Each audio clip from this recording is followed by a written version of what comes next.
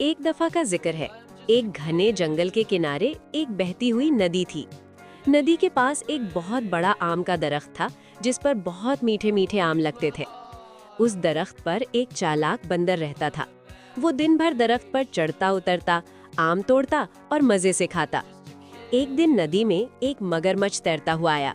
वो बहुत भूखा था। उसने दरख्त के नीचे बंदर को आम खाते देखा तो मुंह में पानी भर आया।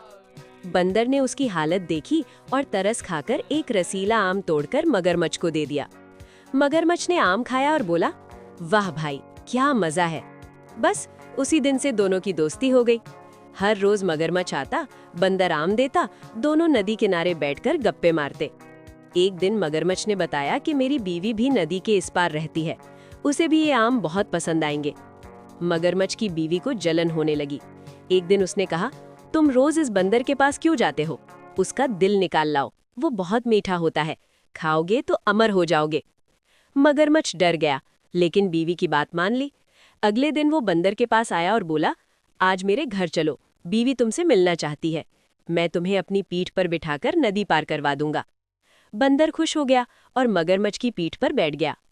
नदी के बीच में मगरमच्छ ने सोचा, अब मौका है, और बोला, बंदर भाई, सच्ची दोस्ती में बात नहीं छुपाते। मेरी बीवी तुम्हारा दिल खाना चाहती है। बंदर हंस पड़ा और बोला, अरे भाई, मेरा दिल तो दरख्त पर ही रह गया है। अगर खाना ही है तो वापस चलो, मैं ला देता हूँ। मगरमच्छ को लालच आ गया और वो वापस मुड़ गया।